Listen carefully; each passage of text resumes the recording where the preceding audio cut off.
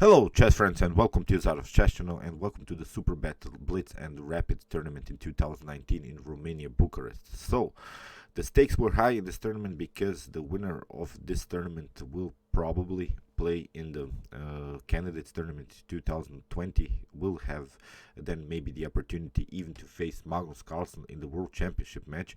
And I wanted to show you which players are already taking place in this candidate tournament, because here we have, you see, Teimour Radjabov is already there because he was the winner of the 2019 World Chess Cup, and Liren as a runner-up is also there.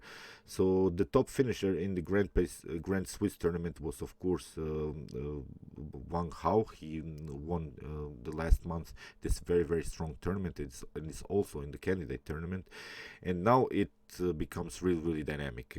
Here we have the top two finishers in the FIDE Grand Prix 2019 who do not qualify by one of these above methods. So I wanted to show you now the current standings of this Grand Prix of this Grand Chess Tour tournament, because it's really crowded there. You see now that Levon Aronian is now on the fourth place, and Maxim Vachier-Lagrave is if the position stays like this, then Maxim Vachier-Lagrave is also in the candidates tournament. And you see Levon Aronian and Sergey Karjakin are also battling for the second place, so it's really dynamic there.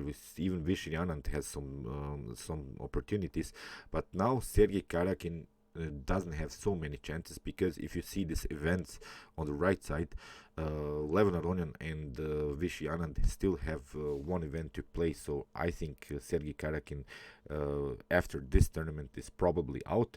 And I wanted to show really this game from this tiebreaks in the final, what was the problem and why Sergey Karjakin will not probably play in the candidates tournament. Even there is also one additional criteria. We have this best rating players, which is now Anish Giri, and maybe Sergey Karjakin will have the opportunity to get in the candidate tournament with the wild card. I would love to also see play Sergey Karjakin in the candidate tournament, but I'm really glad for Levon Aronian, because he's probably playing in the candidates tournament, because Levon Aronian, as I always like to say on my channel, he's my favorite player. My son wears his name, and that's why I'm really glad that he's gonna probably maybe even face Magnus Carlsen in the championship match in 2020. So let's see this decisive game, this tiebreak game. It was a blitz game. Here e4 played by Levon Aronian. We have e5 played by Karjakin, knight on f3, and now knight on c6, and now after bishop on c4 we have the Italian game. Bishop on c5, we have now this symmetrical variation, this gioco piano.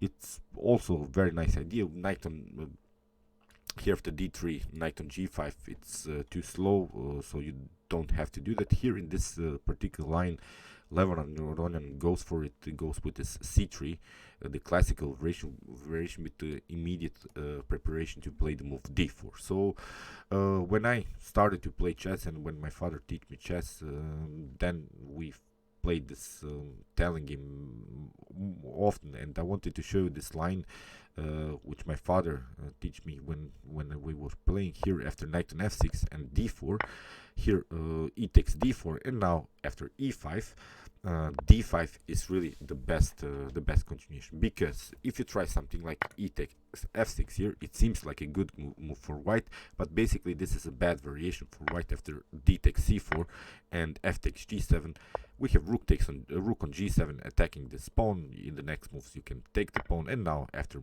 c takes d4, it's not a problem, because we can simply take this pawn, and this will be a favorable middle game, I think, for black, because we have still the bishop here on the board. If you try something like queen on e2, then it's not a problem. Bishop on e6 covers everything, and still we have the opportunity to recapture here with the pawn, with this knight the pawn here on d4. So this is not something that you have to worry. After bishop on b5, here Levon Aronian played bishop on b5, knight on e4, and now c takes d4, and now bishop on bishop on b6. If you play something like bishop on b4 here, it's again another problem we can cover, and this would be also, I think, a favorable game for white with this space advantage. Black will need many moves in order to make maybe the move c5. The c5 would be a cracking move, because then you're of course attacking here this d4, which is the key protector of this e5 pawn.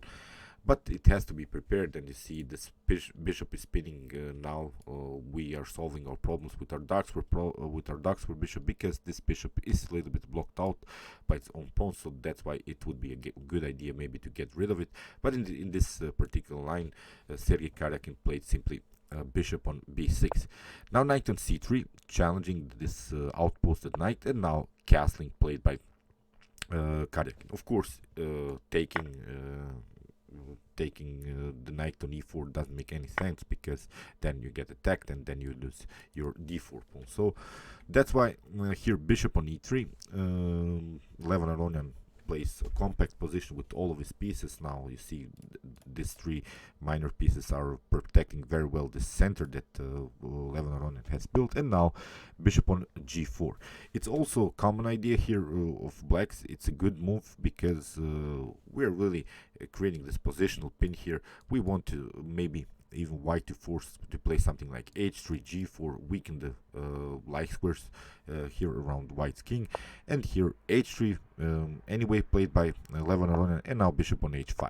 Now Levon Aronian plays a very interesting idea, queen on c2. So getting out of the spin, because if you take this knight now on f3, then g takes f3, it's okay. After knight takes on c3, we have b takes c3, and now in the next moves you see we can try maybe f6 from black's perspective to crack the position, but now f4, and after, I don't know, maybe something like f takes e5, we have f takes e5, and we can even reload here with the move f4, and these two pawns, if we manage to connect them on the 5th rank, then I think it's basically game over here for white. Pardon me, for black. We can even castle queenside here, because we have a good defensive setup with our bishops, and still in the continuation we can even play bishop on d3, and this would be, I think, too much to handle for black with rook on g1. I just want you to imagine the position: bishop on d3, rook on g1, this bishop aiming also on the king side. So I think it would be completely winning middle game here for white. So after queen on c2, you see Levon Aronian gets out of the spin very nice with a nice queen move, and now knight takes on c3 was played, and now b takes c3, and now f6. Anyway, we want to crack this space advantage that white has created. This pawn is very annoying, so that's why it's also a good idea to crack it. Here after e takes f6, we have queen takes on f6, and Sergey Karjakin, I think, has played a very nice opening so far. He has developed all of his minor pieces, he has connected rooks, he has castles, so he's really finished his development, and still he has some dangerous attacks here. The immediate threat is of course bishop takes on f3, and then queen takes on f3 attacking the rooks. So this would be our main strategical idea here. So that's why bishop on e2. You see Levon Aronian has to go back with the bishop on e2. And okay, let's now stop a little bit and evaluate the position. White has a good central control with this pawn on c3 and d4, so it's also a good thing, because we have opened the b file. The bishop and this knight are a little bit blocked out by this pawn structure c3 d4, but still it can be cracked maybe with some moves, knight on e7 and c5. So white's king, although, is still in the center, so there are also possibilities maybe to play something like rook on e8 or rook from a to e8, then trying some discovered attack possibilities on the e file. But as I said, both sides I still think have equal chances. That's why here comes this idea: rook from a to e8, and now castling finally by Levon Aronian. And now h6, also preventing some bishop on g5 ideas, and now rook from a to e1, also by Levon Aronian. We have now all of these rooks. If the position opens, of course, we have a perfect attack here on the e and the f file. Queen on d6 was played, and now bishop on c1. Very interesting here by Levon Aronian. You see now this idea about this move. The idea is in some occasions maybe to play even bishop on a3, because there are some pinning ideas here by Levon Aronian to maybe play something like queen on b3 and then bishop on a3 seems very dangerous. Bishop on a5, Sergey Karjakin sense that he has to make something happen here on the queen side, maybe even to try something like b5, b4 to crack really this c3 pawn. This c3 pawn is the key defender of this d4 pawn, so that's why queen on d2 played by Aronian, and now rook on e4. Bishop on d1, changing a little bit the direction of this bishop, because our idea is to play maybe even bishop on b3. Then the immediate threat is here rook takes on e4, because the king is a little bit naked here on light squares. I hope you realize there are these weaknesses on f7, g6 and h7. If this light square bishop comes into the game, it could be very dangerous. So bishop takes on f3 played by Karjakin, and this was maybe slightly inaccuracy, because maybe a better idea is to play b5. This idea, I think that's why you have played this move bishop on a5 to prepare b4. Here after rook on e3, b4, here you can play c takes b4, bishop takes b4, and now queen on b2, maybe something like rook from f2 e8, and now bishop on a4 is maybe an idea, but again this threat is here to play something like bishop takes on f3. So you see, still with this possibility to crack the position here on this knight on f3 remains. Here in the game, bishop takes on f3 was played immediately by Sergey Karjakin, and this leaves now Levon Aronian immediately the opportunity to get a tempo after bishop takes on f3. Now the rook has to retreat. Rook takes on d4 was played, and it seems now that black has gained the pawn, but that was really a great tactic here that Levon Aronian has prepared. Now queen on c2. Now you have to make something. Rook on c4 was played, and now a very tricky move, bishop on a3. And okay, what's the idea behind this move? If you play something like queen on a3, then of course we have bishop takes on d5, and now king on h8. You have to make that move, and you lose the rook here on c4 immediately. You see, after the move bishop on a3, here Sergey Karjakin makes now really the decisive mistake. He plays bishop on b4. The correct move here was knight on b4, because if you try something like bishop takes on b4, then after bishop takes on b4, here queen on d1 you can play, but now you have to take with the rook. Of course you cannot take immediately with this bishop, because again bishop on d5 you lose the rook, and after maybe bishop on e1 you get an extra piece. So that's why this wouldn't be a good continuation here for black. So that's why rook on c3 would be played. After bishop on d5, the position is much more simplified. We have this opposite colored bishops, and I think black can at least battle for a draw. Black is a pawn up, so I think this would be a better continuation. Here if you try something like queen on d2 to attack here this pawn on d5, so not to take the knight immediately, then it gets very risky here for white, because then you get rook takes on f3. After g takes f3, we have queen on g6. If you go with your king here on h2, then knight on d3, very tricky. If you try queen on rook on g1 attacking the queen, then here a very nice move is knight on e1.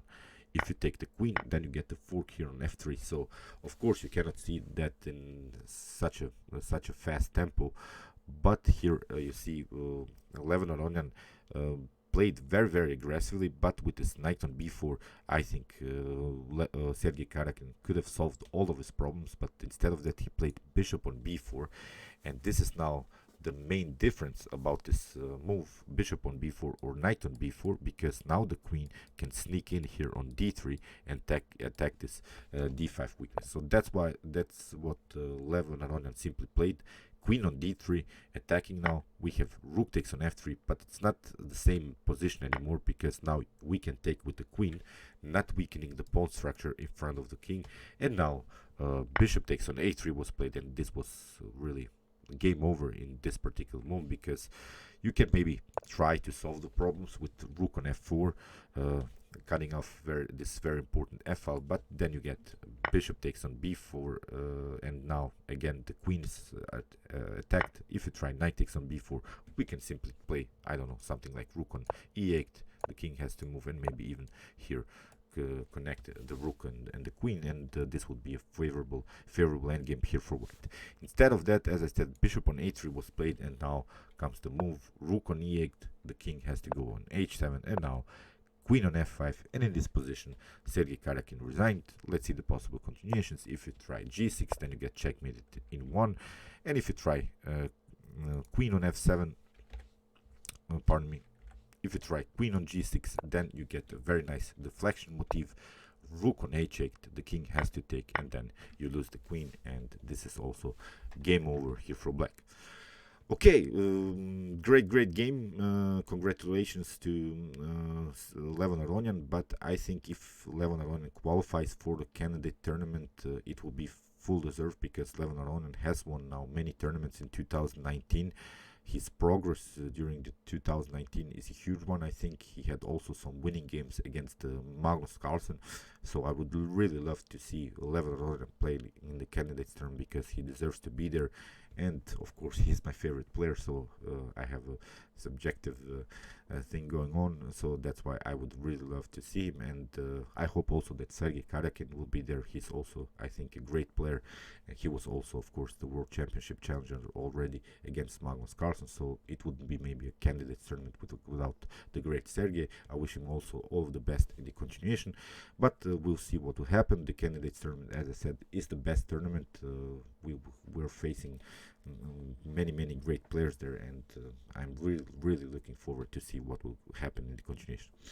Okay, meanwhile, you can watch my other commentary chess games with some more Vaikanze, I don't know, Shemkir, or all of these commented chess games from some current tournaments. And you can also watch my best chess games of all time if you want to see the best chess games that have been ever played in chess history. And you can also subscribe to my channel if you like this content. Thanks you for watching, guys, and chess is the best, of course.